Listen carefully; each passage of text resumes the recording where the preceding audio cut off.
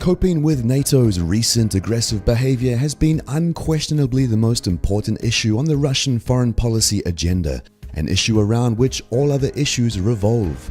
Considering that NATO is a military alliance, Russia's responses have been necessarily military in nature so as to find a way out of the current crisis in a way consistent with Russia's national interests. From Moscow's perspective, the relationship with NATO can take one of 5 forms in reverse order of desirability. A hot shooting war. Post-color revolution Russia as a raw materials colony of the West, deprived of its sovereignty, industry and great power status. Another Cold War accompanied by hybrid conflicts, covert warfare, proxy struggles, arms races and military forward deployments. Armed neutrality in which Russia and NATO delineate and respect their corresponding spheres of influence and have no further interaction for better or worse. Partnership in resolving global problems. Needless to say, at the moment the Russia-NATO relationship is close to the Cold War stage as a result of the Kiev coup d'etat and color revolutions being promoted not just against Russia's allies and neighbors but also against Russia itself. Since the idea of a Russia-NATO partnership seems inconceivable at the moment and will remain so for as long as the Obama, Cameron, Merkel, Erdogan, Hollande crew is calling the shots in NATO, though that situation could radically change in the next several years due to term limits, electoral challenges and all-round unpopularity, the goal of Russia's policy has been to ratchet the tension down to the level of armed neutrality while at the same time preparing for the worst, a hot war. Already the ancient Romans knew that si vis pacem para bellum, if you wish peace, prepare for war, which means that Russia's military responses have centered at establishing a credible deterrence posture while at the same time signaling the readiness to ratchet down the level of military confrontation. It is not an easy task. One of the lessons of the late 1940s is that responses to crisis at hand, which are intended to be temporary, can quickly become permanent and lock succeeding leaders and administrations into the confrontation which is then passed on, as it were, from generation to generation. Russian actions also indicate that NATO is not viewed as a unitary actor, which indeed it is not. There is the US, there is also Germany and France, there is Poland and the Baltics, and there is of course Turkey. Each of these sets of countries represents a faction within NATO with its own interests and the ability to pursue them independently of the rest of NATO. It would be a mistake to believe that Warsaw, Ankara, Berlin, Paris, etc. all take their orders from Washington. Nevertheless, they do have a certain commonality of interests, for otherwise NATO would have long fallen apart. In regards to Russia, the structure of preferences looks something like this, again in reverse order of preferability. A hot shooting war. Another Cold War accompanied by hybrid conflicts, covert warfare, proxy struggles, arms races and military forward deployments. Partnership in resolving global problems. Armed neutrality in which Russia and NATO delineate and respect their corresponding spheres of influence and have no further interaction, for better or worse. Post-color revolution Russia as a raw materials colony of the West, deprived of its sovereignty, industry and great power status. The current predatory model of capitalism that the West is pursuing means the West's priorities at the moment are quite incompatible with that of Russia. Western regime change policies are driven by economic imperialism, pure and simple, though nicely disguised as globalization. It is simply colonialism, though indirect local rule, whose aim is to yield economic benefits to the Western powers at the expense of the neo-colonies. It means that, fortunately, Western powers are leery of another prolonged Cold War because of the sheer expense that would be associated with it. Therefore, if Russia is to persuade the West that armed neutrality is actually desirable, it has to show the ability to engage in a prolonged Cold War and even a shooting war if need be, while at the same time demonstrating its resilience against color revolutions. It is admittedly debatable whether armed neutrality is preferable to partnership from NATO's perspective. It would appear the West is opposed to cooperation with Russia on matters like international terrorism, simply because the West doesn't view terrorism as the problem. If anything, Russia's participation in resolving the problem would mean Western spoils of war would be greatly reduced. We have seen the West's twisted priorities and action in Syria after all. Given the problem at hand, the various and disparate military measures undertaken by the Russian Federation in the last couple of years that have been chronicled in various issues of the Russia Defense Report should be viewed as pieces of a larger puzzle. Thus, the creation of the Russian Guard is intended to show the West that color revolution strategies are bound to fail when used against Russia. Re-establishing ground forces, divisions, and even tank armies, in addition to the airborne forces expansion, sends a message to the Baltic states and Poland, plus any NATO countries contemplating establishing military presence in these countries, that there is no way NATO can attain conventional superiority over Russia in that part of the world. Potential deployments of Iskander and Kaliber missiles to Kaliningrad and Crimea sends a message to NATO countries further afield, including Germany, France, and Turkey, that they can't count on staying above the fray. The long arm of Russia's conventional deterrence can reach them too.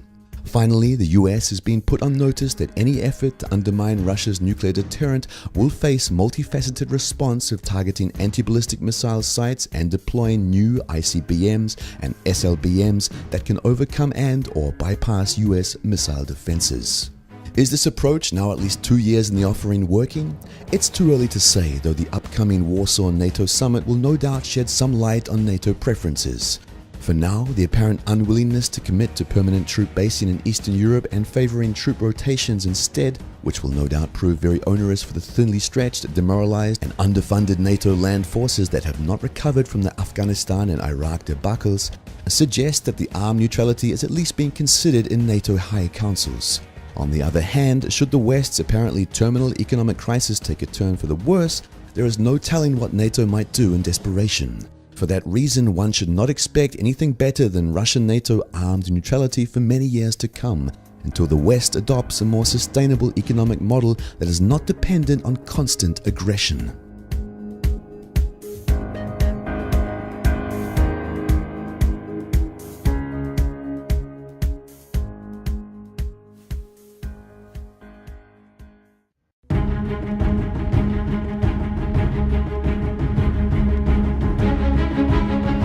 Mikhail Kalashnikov's masterpiece has been the Soviet and Russian military's principal individual weapon for nearly 7 decades, and it is a testimony to the brilliance of the design that it defies replacement and instead lends itself to further modification.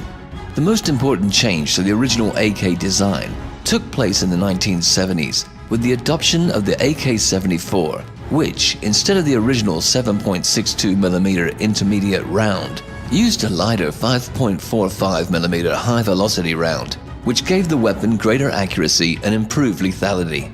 The AK-74 in turn gave way to the 1990s vintage AK-74M, which introduced composites to the design, giving it that characteristic black rifle look, and included a number of other improvements to improve its durability and facilitate the use of night vision and aiming devices. Now the Russian military is facing a choice of whether to stick to the time-tested design or to adopt a new assault rifle that would replace the venerable AK. The list of AK-74 challengers is a long one. The first proposed replacement was the Nikonov AN-94 Abkhan, whose remarkable 2-round burst technology was unfortunately offset by the weapon's complexity. More recently, the Ratnik individual soldier system, profiled in an earlier edition of the Russian Defense Report, prompted the Russian military to solicit proposals for the AK-74 follow-on. 2 rifles were entered, the AEK-971, whose balanced action design virtually eliminated recoil, and the Kalashnikov concern's AK-12, which was designed by Vladimir Zlobin. After a prolonged series of trials, the Russian Ministry of Defense made a decision in February 2015 in favor of Kalashnikov's AK-12.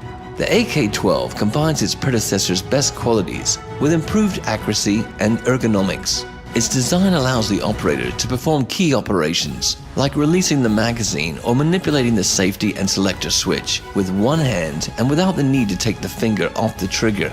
The AK-12 is also better suited to accept a variety of attachments, such as sighting devices, laser designators, forward hand grips, night vision devices, and the associated mounts, such as the Picatinny rail, which has become a world standard and without which no modern rifle can do without.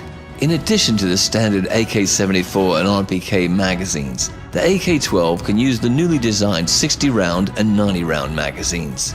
Does that mean that the Izhmash plant will soon be churning out millions of AK-12 rifles to replace the AK-74 series weapons currently in service? It does not appear likely. Part of it has to do with Russia's ongoing budget pinch, which has forced revisions to a number of other defense procurement plans.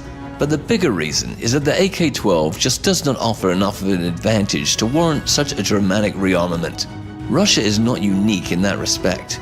The US military has held several major competitions to identify a successor to the M16 and M4 weapons. And yet these rather flawed rifles will continue in service for decades to come, because the potential replacement's performance advantage is insufficient to warrant the cost. The May 2016 decision to equip the newly formed National Guard with AK-74M rifles is one of the indicators that the Russian leadership is instead opting in favor of continued modifications of existing rifles with the designation of AK-74M3. Several hundred of these rifles, referred to at the time as AK-74M Obvez, were seen already during the victory parade in May 2015. The AK-74M3 introduces a new buttstock design, a new hand grip, and changes to the receiver cover to facilitate the use of Picatinny rails, in addition to other improvements. The AK-12, on the other hand, will most likely be purchased in relatively small numbers for use by specialized and elite units, much as the way the US and other NATO countries issue more advanced and expensive designs to its elite forces while retaining older weapons in service. As is usually the case, the question of the relative importance of the AK-74M3 and the AK-12 to the Russian military will likely be shown by their presence or absence at this year's and future victory parades.